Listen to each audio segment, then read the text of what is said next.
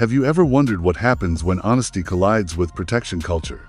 What happens when one of the greatest legends of the game dares to say what others are too afraid to admit? And what happens when the truth about a player's ability sparks a storm so fierce, it threatens not just reputations, but families? This is the story of Candace Parker, Angel Reese, Caitlin Clark, and the culture war tearing through the WNBA. Candace Parker is not just another retired player.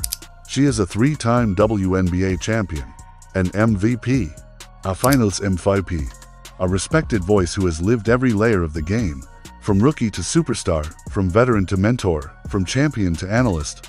So when Candace Parker ranked Angel Reese as a C-tier player, it wasn't casual disrespect. It wasn't some Twitter hot take meant for clicks. It was a professional, honest, basketball-based evaluation. Her criteria was simple. Can you carry a team? Can you be the primary scoring option? Can you consistently elevate your teammates on both ends of the floor? For Parker, Angel Reese, though talented, tough, and impactful, was not yet at that level. She was not an A-tier star, not a B-tier leader. She was a C-tier role player with potential. But that one statement changed everything. Because in today's WNBA, certain players are not allowed to be critiqued. Some players are protected. And the moment Candace Parker dared to be honest, the backlash began. At first, it was predictable. Fans arguing on Twitter, memes, hashtags, debates. But then, something more sinister emerged. The backlash wasn't just disagreement. It wasn't just trash talk. It was organized harassment. Trolls swarmed Parker's daughter's Instagram account.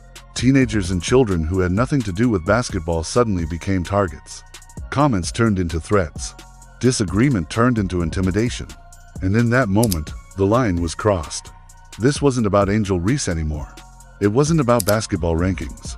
It was about silencing voices. It was about protecting a narrative. Candace Parker wasn't just being challenged. She was being punished for speaking the truth. To understand this, we need to dig deeper into the toxic protection culture that has quietly taken root inside the WNBA. In this culture, certain players are deemed untouchable. Criticizing them is not allowed. Questioning their performance is seen as betrayal, and anyone who dares to be objective becomes an enemy. This protection culture doesn't just come from fans. It comes from media, it comes from social platforms, and it comes from institutional networks invested in creating marketable stars, even when those stars aren't performing at the highest level. Take the Indiana Fever narrative. Mainstream outlets pushed the claim that the Fever were actually better when Caitlin Clark was off the court, that they played more freely, that Clark's presence was somehow holding them back. But the data told a completely different story. With Clark, 8 wins, 5 losses. Without Clark, 9 wins, 11 losses. The numbers didn't lie. The media did. Why? Because challenging Clark, or by extension, challenging protected players, disrupts the narrative. And in the WNBA right now, narratives are currency. But it didn't stop with fan harassment or media spin. Something even more disturbing happened. Creators and fans who supported Candace Parker noticed their content being suppressed. Videos defending her ranking received fewer views. Posts amplifying her honesty disappeared from timelines. Meanwhile, pro-Reese content, defensive memes, celebratory posts, and propaganda-style clips were being boosted. This wasn't coincidence. This was algorithmic bias. Social media platforms were picking winners and losers. They were deciding who got to speak and who got silenced. And in doing so, they weren't just protecting players, they were controlling the narrative of an entire league. When a billion-dollar platform chooses which voices to amplify, truth becomes optional. And Candace Parker's honesty, it became inconvenient. But Candace Parker wasn't standing alone. Other legends noticed. Cheryl Swoops, one of the pioneers of women's basketball, stepped into the debate. But instead of siding with Parker, she issued public warnings. Her message? Be careful. The culture of protection is strong, and speaking against it comes with consequences. This revealed something bigger, a generational divide. On one side, retired legends like Parker, committed to truth, mentorship, and accountability. On the other side, those invested in loyalty, protection, and preserving fragile narratives. This wasn't just about Angel Reese. It wasn't just about Caitlin Clark. It was about who controls the future of WNBA storytelling. Will it be the legends who built the league on grit, honesty, and accountability?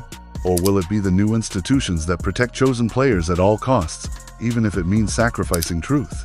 Candace Parker made it clear her ranking wasn't hate. It wasn't disrespect. It was mentorship. She herself had been held accountable by her legendary coach, Pat Summitt. She had been told when she wasn't good enough. She had been pushed harder, challenged more, criticized honestly. Because that's how greatness is born. In Parker's philosophy, accountability equals growth. Criticism equals mentorship. Tough love equals progress. But in the WNBA's protection culture, criticism equals betrayal.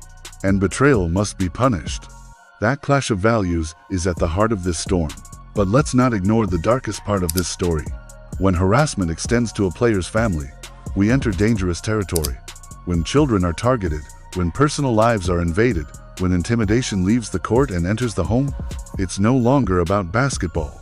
It's about silencing critics through fear. It's about controlling the narrative through terror. That is not fandom. That is not passion. That is not loyalty. That is desperation. The fact that Candace Parker's child was attacked for her mother's honesty shows just how fragile the protection culture truly is. If a player truly deserves protection, their game will prove it. Their stats will prove it. Their leadership will prove it. But if the only way to silence critics is through harassment and intimidation, then deep down, even the defenders know the truth. The narrative is weak. And that's why Candace Parker's response matters so much. Instead of backing down, instead of retreating into silence, she launched a new platform, a podcast with Aaliyah Boston. Together, they are building something powerful.